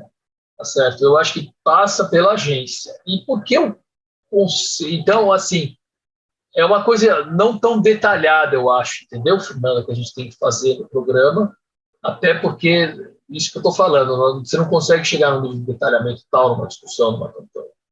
Né? Mas, logicamente, que isso depois tem que ser, as diretrizes gerais têm que estar lá. Agora, quanto ao conselho, né? O conselhão que existe hoje é um conselho não só para investimento, né, tá certo? É um conselho governamental, né, tá certo? Eu estou falando aqui, a nossa preocupação de ter o conselho é trazer dentro da agência o conflito que seria inerente, né? Conflito no bom sentido, tá certo? Do setor privado, do setor público, inclusive do legislativo, né, tá certo? Porque a hora que isso, logicamente, o legislativo, no fundo, ele está representando essas os interesses dos diversos grupos da sociedade, né, tá certo? Você entende que com esse conselho, né, essa pressão, tá certo, que poderia ocorrer lá no legislativo, certo, e fora do executivo, você traz para dentro do governo. Né? Lógico que o legislativo vai continuar exercendo seu papel, né, mas você espera que antes disso, né, a gente possa, antes de chegar a esse ponto, a gente possa resolver uma série de conflitos dentro desse conselho da agência. Né? Então, ele é um pouco diferente do conselhão do governo. Né? O BNDES, veja bem, eu não estou em hipótese alguma querendo enfraquecer o BNDES aqui. Eu só acho que o BNDES, acho que talvez, como o Fábio falou, ele tem um papel importante nesse processo, ele tem um corpo técnico altamente qualificado. O que eu conversei antes da eleição passada, o pessoal do BNDES, né, e assim, o conhecimento que assim, os técnicos de lá, a equipe me ajudou, né, tá certo? Era realmente uma coisa absurda, exemplar. Então, o BNDES ele tem que estar dentro dessa estrutura, tem que estar dentro dessa discussão, tem que ajudar, né, tá certo? Né? Uma parte, talvez, do financiamento possa até vir do BNDES, tá certo? Mas eu não, acho que é importante para a sociedade ter uma parte do orçamento fiscal que seja para o investimento público. Né? E essa parte do orçamento fiscal, tá certo? Ela não está dentro do BNDES. Então, quer dizer, o que a Fernanda está falando é que poderia mudar, talvez, a legislação e dizer que a gente poderia ter uma parte do orçamento direto do BNDES. Aí você está dizendo que a agência seria o BNDES. É uma possibilidade, certo? Tá? Mas eu acho, politicamente, talvez essa mudança seja mais difícil. Né? Agora, que o BNDES tem que participar desse processo, tem. Né? E quando a gente estava falando da agência, nós estamos falando justamente dessa parte do orçamento fiscal. Né? Bom, e o PPA, só uma coisa. Quer dizer, o PPA, tá certo? Por que ele tem que espelhar esse programa de governo? É óbvio, né? Tá certo? E tudo bem, esses programas todos, tal, tudo mais, né? Por que eu acho que o PPA não funciona? Porque o PPA, eu estava lá quando ele foi criado, esse PPA, né? O Bresser disse para os caras que estavam dentro do que ia acontecer, tal, não sei o quê, eu concordei, tá certo? Eles criaram e foram em frente. Eles tentaram colocar dentro de uma estrutura do PPA tudo que o governo fazia, certo? E assim é até hoje. Então, ali não existe uma lógica de que você está falando, né? Olha, tem os programas de governo, tal, e nós vamos orientar o nosso programa a partir desta lógica do que seriam os grandes programas estratégicos do governo. Tá certo? No fundo, o que eles fazem é tentar encaixar tudo que está no governo, na prática, dentro do PPA. Tá? Então, você só mudou a lógica de, vamos dizer agora, tá certo? Né? Tem coisas que são transversais, não sei o quê, tem meta, tal, etc., mas não tem claramente, você olha para o PPA, você não consegue ver assim, as grandes diretrizes estratégicas, eles até dizem tal, tudo mais, mas tem muita coisa lá dentro. Mas, lógico, que o PPA é um instrumento importante para refletir o programa de governo, né? Tem que ser fortalecido, eu acho. Né? É isso. Não, sim, é o seguinte, se eu entendi bem a proposta, né, dessa agência pública, o perfil aí tem uma questão, se fica dentro do BNDES, se fica fora do BNDES, né, tem vantagens e desvantagens aí, né, tem que avaliar direito, mas, se eu estou entendendo bem, assim, são duas coisas diferentes, né? Quer dizer, a agência pública é voltada para fazer a avaliação dos projetos públicos, avaliar custos-benefícios, impactos, etc, etc. Né? Então, isso é uma coisa importantíssimo, né? A gente está com uma deficiência absurda de investimento público. Outra coisa é a definição da política industrial. Tá? A definição da política industrial é algo mais amplo. Né, que passa veja que aí o próprio BNDES, que sempre foi em alguma forma, né, uma ponta de lança da política industrial, né, porque ele tem na mão um instrumento importante, que é a política de financiamento, né, ele tem um papel ativo desse processo. Cara, você pode... É mais amplo, porque você tem toda a parte tributária também, de estímulo, né, que isso está na mão do Ministério da Economia, Ministério da Fazenda, né? Então, assim, eu entendo a importância, né, de ter esse conselho, né, para dar uma legitimidade a essa agência pública, né, voltada para projetos de investimento, mas tem uma outra questão também, que é a instância definidora da política industrial mais geral. É só chamar a atenção que nós estamos falando de duas... Claro que essas coisas têm que estar coordenadas, mas estamos falando de coisas, de alguma toda forma, razão. Diferentes e complementares. Tá? Exato. Tá? E você tem toda a razão. A política industrial é um programa de governo, o investimento público, ele ajuda, né? Tá certo o que você falou, ele é complementar, ele vai ajudar nisso, mas ele não é... A política industrial é muito mais ampla do que isso. Tem toda a razão. E o BNDES é um banco que é, vamos dizer, o principal fomentador do que seria a política industrial. Né? Então, eu concordo plenamente com a sua definição, a gente está claríssimo. Depois tem uma pergunta aqui também do Matheus, você viu, né, Nelson, sobre política industrial, comparando com a Coreia. Eu tinha lido lá em cima, eu acho que ele está correto, Matheus, certo? É mais ou menos justamente, quer dizer, as empresas, justamente, a ideia era isso, quando eu falei que tinha condicionalidade, era isso, quer dizer, se você vai manter os seus incentivos, você tem que exportar, né? Certo? Se eu pensar que eu só complementei e disse o seguinte, se não for produtos exportáveis, né, certo? Se foram não transacionáveis, você tem que pensar em outro tipo de coisa, né, tá certo? Como eu falei, preço, qualidade, né, tecnologia, né, equiparação com produtos que são feitos no exterior, mas você tem que... foi isso que eu quis dizer, que a política era meio frouxa nesse sentido, né? Ela não tinha essas cobranças. Né? Se você pega os estudos que falam lá da Coreia, tal, todos eles tinham cobranças, condicionalidades, tal. É isso. Vou fazer um rápido comentário aí, que falaram do parlamento, o Fábio Henrique, a Fernanda, né, da importância do parlamento na formulação da política industrial. Eu fiquei pensando, o que será que o Centrão acha disso, hein? O que será que a bancada evangélica acha disso? Ou seja, nosso parlamento é muito complicado. Não nos deprima, Paulo, não nos deprima, por favor. não vou entrar nessa discussão aí, porque aí rende muito, né? Mas a coisa é complicada. Bem, mas a minha pergunta é o seguinte, na verdade, duas perguntas. Uma para tentar entender o estado da arte e depois tentar ver o daqui para frente. Quer dizer, Marconi, na sua opinião, você acha que no campo desenvolvimentista há um grande consenso com relação à questão da desindustrialização e política industrial, ou há divergências, há diferentes posições? Porque eu vejo uma diferença clara entre, digamos assim, o campo da direita e a esquerda desenvolvimentista, mas dentro do desenvolvimentista, um debate que eu não acompanhei, eu até escrevi sobre esse assunto com a Carmen no início, depois eu deixei de acompanhar o assunto. Então, eu queria ver como é que você vê essa questão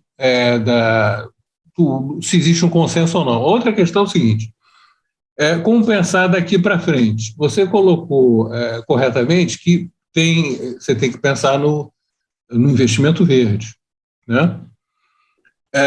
Outra questão que eu acho que deve ser pensada é a pandemia, ou seja, o que a realidade da pandemia mudou o sistema produtivo? Ou seja, esse mundo pós-pandemia vai ser diferente do mundo pré-pandemia, a diferença que vai ter investimento verde, ou isso, de alguma forma, mexeu com as estruturas produtivas, né?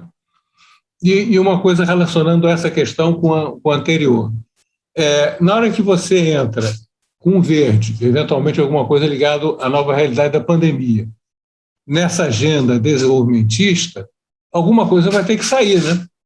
Porque você não pode dizer que é tudo igualmente prioritário. Então, algumas coisas que eram prioritárias na agenda pré-pandemia, pré-Green New Deal, né, agora já estão em outra posição, né?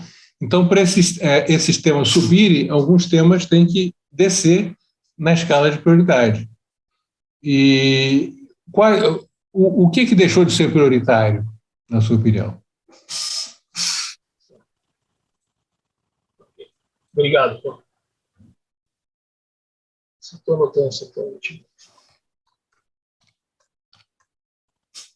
Bom, você está trazendo uma questão muito mais do ponto de vista correto, estratégico, né? Tá certo? Quer dizer, grandes diretrizes, o que a gente deve pensar em relação a isso. Bom, primeira coisa é a seguinte, quer dizer, eu acho que tem uma convergência na esquerda sobre que existe a desindustrialização, tudo bem, tá certo? Eu acho que mas não existe uma convergência até hoje sobre os motivos dessa desindustrialização. A gente dá um peso maior para a questão, por exemplo, da apreciação do câmbio, do que outros economistas, digamos, né, desse campo mais progressista, né?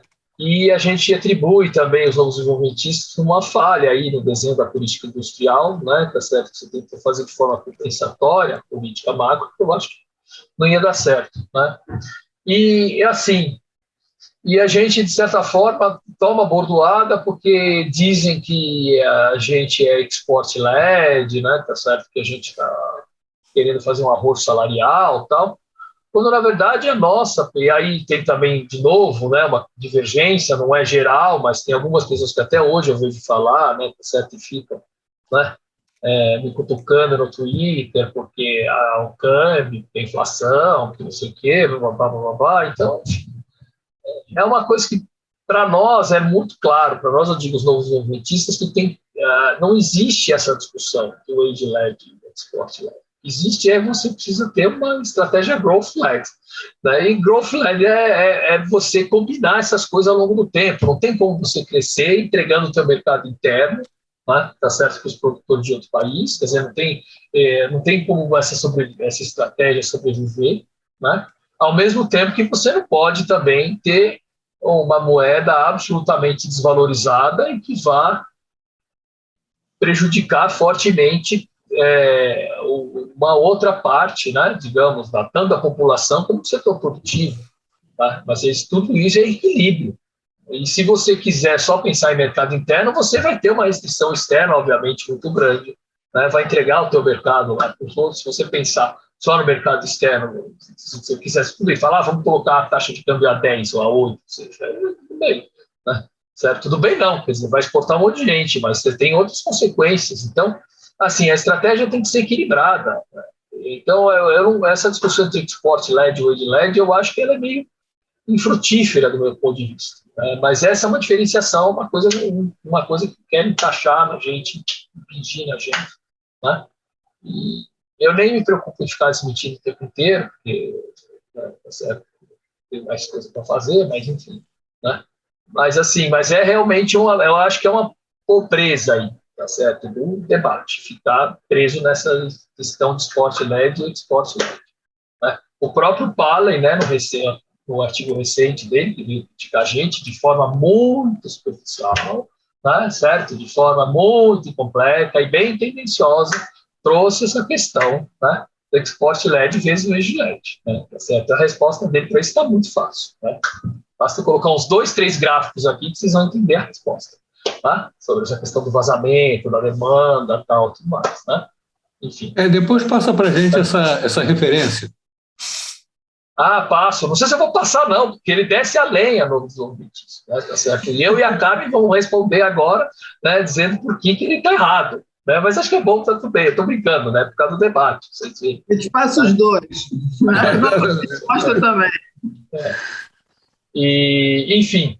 Mas tem essa divergência, né, tá certo? E tem sobre a política industrial, né? Para ser sincero, o meu ponto de vista ele foi mudando um pouco ao longo dos anos, né, tá certo?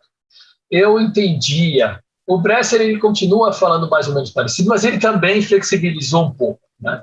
Eu acho que tem esse campo, como se diz, uma parte do campo progressista que entende que a política industrial vai resolver tudo.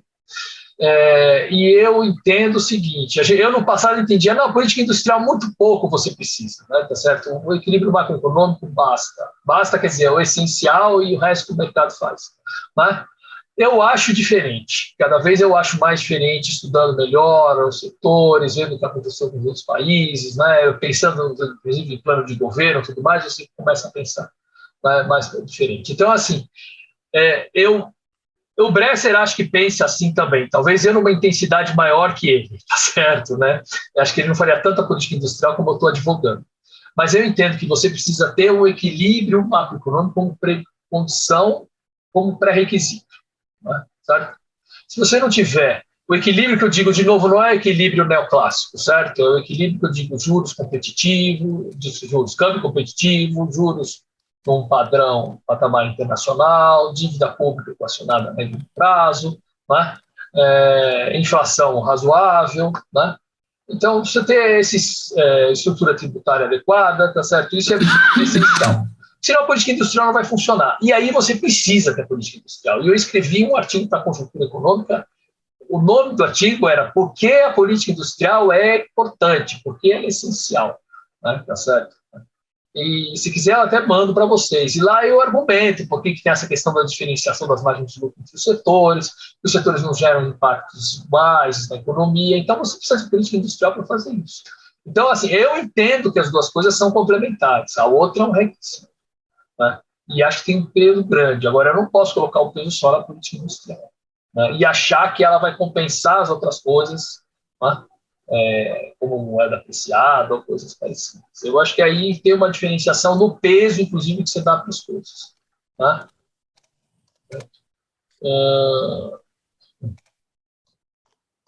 Outro dia, conversando com a Esther, eu falei para ela que, e aí, por exemplo, nisso a gente convergiu totalmente, tá certo? Tipo, olha, né, o BNDES tem que ser um braço da política industrial, aquilo que o Luciano estava falando agora, né? O braço, quer dizer, né, ele tem que seguir a política industrial. Ela acha, tá certo, isso aí, tá lógico, né? Tá? Enfim, então tem coisas que são aí convergentes, né? Mas essa ideia do arroxo ligado ao câmbio, né, tá certo? Realmente é uma coisa absolutamente divergente, né? Certo? Isso depende do comportamento da inflação no primeiro momento, depois da depreciação. É uma mudança de preços relativos entre tradables e não tradables, certo? Se os não tradables não subirem tanto e os tradables subirem, a mudança de preço relativo precisava ocorrer. Então, agora, por exemplo, né, só para exemplo claro, agora o que está acontecendo, né? O câmbio depreciou muito mais que o impacto sobre a inflação, ok, tá certo? Mas teve um impacto sobre os alimentos, os tradables, isso prejudica os trabalhadores, certo? Do outro lado, os serviços subiram muito menos. Então, você teve a mudança de preço relativo que você precisava ter. Se os serviços tivessem subido junto com a alimentação, a gente teria aí sim uma inflação muito mais alta, não teria tido depreciação real. Depreciação real, para ser real, você não pode ter uma inflação alta. Se você não tiver inflação alta, você vai ter uma perda grande dos trabalhadores, certo? Agora, se teve um problema nos alimentos, teve. O que você precisa fazer? O governo desmontou todo o estoque regulador dele, né? Se ele tivesse os estoques reguladores, ele poderia intervir mais nesse processo de preço, nesse processo de aumento de preço, nesse momento, que era essencial, porque você sabia que ia acontecer isso, né? Certo? Se você quer dizer, se está acontecendo uma depreciação dessa esperada pelo governo ou não, né? Tá certo? Mesmo que seja uma depreciação que não era que colocou na mesa, né? Mas ela ocorreu e você teria instrumento para tentar frear esse impacto sobre os alimentos. O governo desmontou tudo, né? Agora, mesmo assim, né, tendo a depreciação que teve, esse acerto de preço relativo que teve, você teve o impacto foi muito menor do que seria se tivesse uma inflação. Tá certo? O que você precisa fazer agora é manter a taxa de câmbio no patamar que está, talvez até um pouco mais baixo, para nós, R$ 4,80, R$ 5,00 estava bom, né, pelas nossas contas. E aí, não deixar apreciar de novo, porque e não precisa depreciar mais que isso. Certo? Eu já muito pouco ao longo do tempo, né? Certo? Não precisa depreciar mais de R$5, certo? Mas ao longo do tempo, né, você não pode deixar apreciar de novo, porque a depreciação tem custo inicial, né? Certo? Mas é baixo comparado com o que acontece depois. Esse que é o negócio. E se for muito alto, não teve depreciação real. Tá? Mas, enfim, tudo bem, né? Essa eu acho que é uma divergência muito grande. Não digo todo mundo, mas com uma parte das pessoas, eu acho que é grande.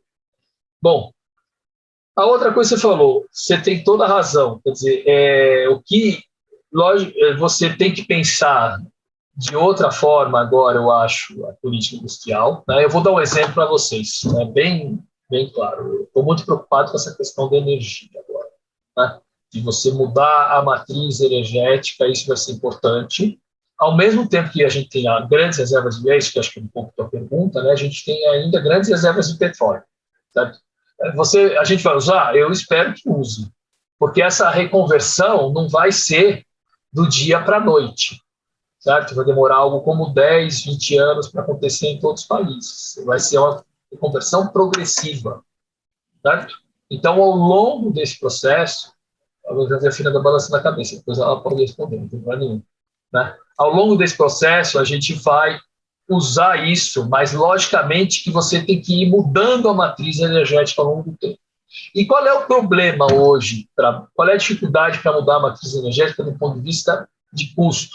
Tá certo? Hoje, o problema é o custo dessas malditas baterias. Malditas maneira de dizer, tá certo? Benditas, tá certo? Benditas baterias. É o custo, é o tempo de autonomia, o prazo de autonomia delas, tá certo?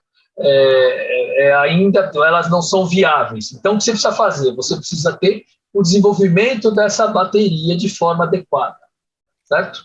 Nós temos aqui no Brasil, certo, uma série de minerais, tá certo, para que podem ser utilizadas para produzir essas baterias, né? E inclusive é o tal do Nóbio, aí, um deles é esse que o Bolsonaro vive falando por outros motivos, mas que serve para fazer isso, né? Além disso, a gente tem toda um mundo, tá certo, ali de biotecnologia, de biocombustíveis, de biomassa, seja o que for, tá certo, para fazer essa transformação dessa matriz energética, inclusive usando biocombustível para virar energia elétrica, certo? Então aí é um foco da política industrial, tá certo? Eu estou preocupado como é que nós vamos desenvolver essa bateria, né? Até para a gente poder exportar e tudo mais, né? Certo? E ao longo do tempo, isso vai, o tempo que eu digo não é tempo tão longo assim, né, tá certo? Vai substituindo, lógico, combustíveis fósseis. Isso é política industrial. Se não tiver política industrial, não sai isso. Os caras falam para mim, eles falam, olha, né, a gente precisa, tudo bem. Primeiro, precisa que o governo não atrapalhe, né, certo? Segundo, mas já vou dizer, e eles têm razão, tá certo? Eu já vou dizer, eles têm uma certa razão. Segundo, precisa ter continuidade, e precisa ter uma política, os caras têm isso. Tá certo? Se você conversa com os caras, precisa ter um conselhão, precisa ter essas coisas. Se você conversa com os caras, você sabe isso. Sabe o que os caras escutaram no governo? Tá certo? Eles escutaram o seguinte, olha, nesse atual governo, né? Quem mandou vocês acreditarem no governo do PT em relação à política industrial? Os caras da indústria automobilística escutaram isso, né? Tá certo? Foram lá, tal, disseram, mas tinha uma política, tinha um inovar alto, tinha isso, aquilo, tal. Assim, a resposta foi, por que vocês acreditaram nisso? Ele tem uma loucura. Né? Você pensa assim, do ponto de vista do cara que é o empresário. Né? Quer dizer, chega um outro lá e desmonta totalmente e tal, tudo mais, quer dizer, desmonta o Estado desgraçado. Mas a gente precisa voltar para um mínimo de racionalidade, uma coisa dessa. Né? Mas você tem razão. Então, eu acho que essa questão, principalmente da energia, e aí que eu acho que a substituição ela vai ser gradual. Ela tem que aumentar essa matriz e substituir a outra matriz, por tudo, por a questão ambiental, pela questão comercial, tudo que você imagina, né? E ir substituindo a outra, certo? Mas não é de hoje para amanhã que nós vamos passar a ter só carro elétrico, ou transporte, tá certo, movido a energia. Então, a gente tem que ir fazendo isso para ter essa substituição, né? É isso. Então, isso, para mim, mudou a prioridade. E aí, logicamente, o complexo da saúde, que eu tinha esquecido de falar, também assumiu uma prioridade absurda, certo, dentro da política industrial. Além da coisa da questão ambiental, da energia, sustentabilidade, essa questão da expansão da fronteira agrícola, você tem que tem técnicas mais que suficientes para você não expandir a pecuária desse jeito, né? Para usar melhor a terra, tudo mais, e você precisa de alguma forma remunerar quem hoje tem que manter, vamos dizer, dentro do seu espaço físico, do seu território, tem que manter as florestas, tá certo? Isso eu escutei também de gente da região norte, são que é assim, como é que o cara ele tem que manter a floresta lá? Tá certo? E ele está ajudando, aquilo está ajudando a humanidade, né? Certo? E de alguma forma tem que ser recompensado, de alguma forma. porque está dentro da área dele. Eu não estou falando das reservas públicas, estou falando da parte privada. Né? O cara tem que ter alguma remuneração, eu acho, para isso. Tem que ter algum estímulo para fazer outra coisa, tal, tudo mais. Né? Pode pensar em termos de mercado de secundário de carbono, tudo bem, que essa é uma coisa que também está acontecendo, enfim. Né? E nessa área, tá certo? Os liberais, eles estão avançando bem em termos de propostas. Tá? Então, essa é uma coisa que os desenvolvimentistas têm que ter uma preocupação cada vez maior, porque a gente está discutindo coisas importantes, tal, não sei o quê, mas quando eu converso, vejo o que os caras estão fazendo, o que eles estão financiando, tal, não sei o quê, os caras estão pensando em muita coisa. É lógico que a grande falha deles é o seguinte, é que eles acham que tudo isso vai resolver via empreendedorismo. Certo? Esse que é o negócio. E a gente entende que a política industrial, acho que todo mundo aqui entende que a política industrial é essencial, mas a gente tem que ter uma preocupação maior na estratégia de definição dessas coisas. Eu estou preocupadíssimo, é uma das coisas que eu estou mais escutando, mais ouvindo gente, mais lendo, tal, não sei o que é isso. E é o futuro. Deixa eu te dar um dado, então, aquilo que tu estava falando da Petrobras. Para a gente atingir os 2 graus da COP21, porque 1,5 já não vai mais atingir, mas para chegar nos 2 graus e não ultrapassar os 2 graus de aumento da temperatura global, cerca de 80% da reserva de carvão e 50% da reserva de petróleo do mundo não poderá ser usada. Exato. Isso estima-se que é uma perda de aproximadamente 4 trilhões de dólares. Então, assim, a gente não vai usar a reserva que a gente tem aqui. Possivelmente não vai conseguir usar tudo, eu concordo com você. Forçosamente a gente não vai usar tudo. O quê? O que você falou? A esperança que eu tenho é que a gente não use tudo, porque se usar tudo também. E fora que diz que tem uma reserva absurda no norte, lá do lado da Venezuela. Tá certo? Então, tudo isso aí, realmente. Agora, imagina o impacto disso no sistema financeiro. Sistema financeiro mundial, você está falando. Não só o nosso. Essa grande discussão, né, o senhor acabou de passar por isso, sobre os impactos contracionistas em termos de demanda agregada via consumo por conta de corrosão real do salário, né, ou dos salários em função de uma desvalorização cambial, que isso é uma coisa que sempre se critica, né, a perspectiva novo desenvolvimentista, enquanto que a perspectiva novo desenvolvimentista não é negligente com relação a esse ponto, até porque, obviamente, o salário real é a componente crucial, né, do consumo, que é um componente crucial do país, né? Mas talvez, né, na forma pela qual o novo desenvolvimentismo hoje desenvolve suas contribuições teóricas sobre isso e também as suas apresentações, acho que abarcar isso mais explicitamente, chamar a atenção de que desenvolvimento é um elemento de longo prazo, que, portanto, é preciso concatenar o conflito distributivo ao longo do tempo, é crucial. Né? Porque senão nos processos de debate, sobretudo, em que as pessoas estão muito afeitas a meramente colocar pontos e não tentar entender o todo, fica parecendo que é uma coisa em detrimento da outra, né? Então, investimento, então a renda mais distribuída naquele instante ao empresário, detentor do capital, versus a trabalhador, e não é assim, é a maneira pela qual o conflito distributivo se coloca no tempo, que é uma coisa crucial para que o capitalismo funcione. Então, é só esse comentário final, para não ficar parecendo que é uma luta, né, no final das contas. Foi excelente, viu? Muito obrigada aí, e foi um prazer, e espero que tenhamos novas oportunidades. Olha, eu queria também agradecer, é um prazer imenso, a conversa foi excelente, né? Tá certo? Eu adorei conversar com vocês, porque, primeiro, é um grupo muito capacitado, e segundo, é um grupo que está sintonizado, digamos, né? Entende, não que tenha as mesmas ideias necessariamente, mas entende que a participação do Estado é importante, que a política econômica é importante, e em cima da gente parte dessa discussão, né? O problema é quando a gente parte da discussão que a gente tem que discutir se o Estado é importante ou não, isso dá um desgaste muito grande. Mas nesse caso aqui não é, e o grupo é muito qualificado, eu sei que, obviamente, vocês não concordam com tudo que eu estou falando, ou não era para concordar, mas era para conversar. E a conversa foi diretíssima mesmo. Muito obrigado, espero voltar outras vezes, né? Inclusive para escutar vocês. Vocês me deram aqui, vocês inclusive me deram ideias muito importantes sobre essa questão da agência, a relação com o BNDES e tal, tudo mais, que é uma coisa realmente que precisa ficar bem claro, né? E vocês me ajudaram bastante. Tá? Aqui, ó, inclusive porque nós temos alunos aqui, entendeu? Então, assim, processo de definição de temas e tudo, eu acho que colocar essas sementes nas cabecinhas é uma boa, porque é o futuro, né? Ajuda a pensar.